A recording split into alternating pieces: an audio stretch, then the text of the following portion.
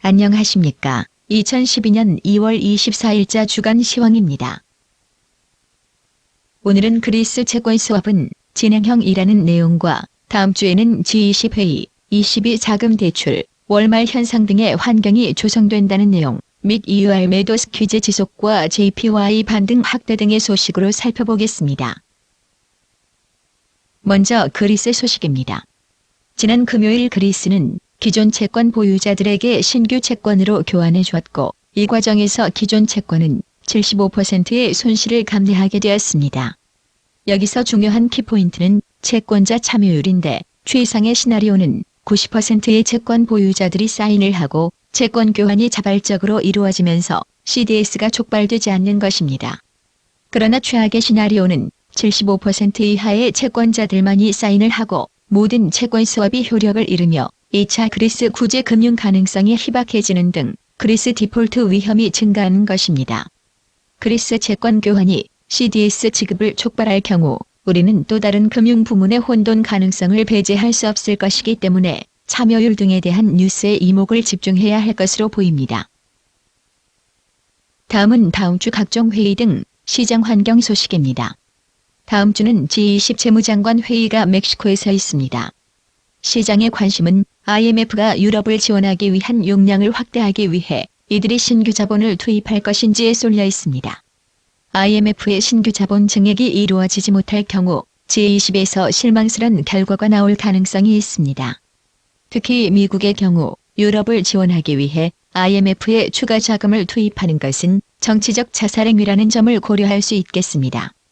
수요일 미 동부 시간 5시 15분에 ECB의 2차 장기 리파이낸스 즉 LTRO가 발표됩니다. 만일 은행이 4천억 유로보다 적은 규모를 받을 경우 유럽 국채 시장은 실망을 나타낼 것이며 수익률이 다시 상승할 것으로 내다보고 있습니다. 이는 유럽이라는 배에 또 한 번의 바람이 몰아칠 수 있는 것입니다. 그러나 2차 그리스 구제 금융 및 LTRO가 통과될 경우 유로화의 반등 연장 가능성이 이루어질 것입니다.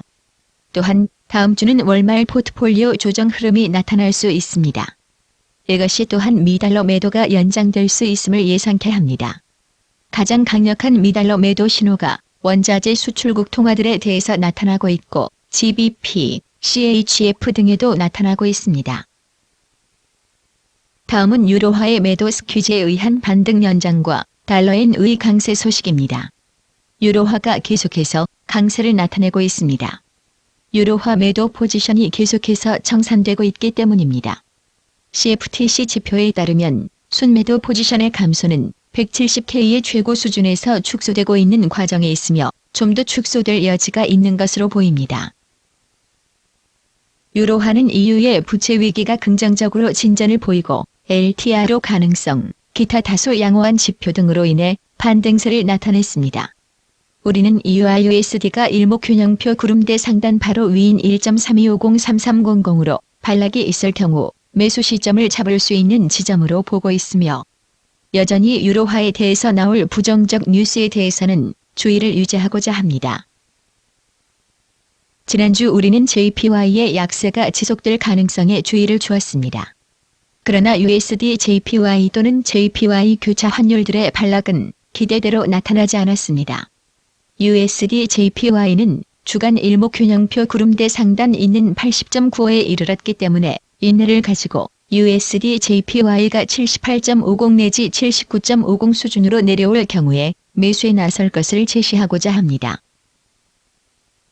다음 주 주요 경기 지표 발표에 대해 말씀드리겠습니다. 빨간색 글자체는 중요도가 높은 경기 지표를 표시하고 있습니다. 다음 주에는 앞서 말씀드린 대로 IMF 재원 확충 및 ECB 대출, 그리스 채권 수업 참여율 등의 뉴스가 경기 지표보다 시장을 움직일 주요 요인으로 보입니다. 이상으로 이번 주 주간 시황을 마치겠습니다. 감사합니다.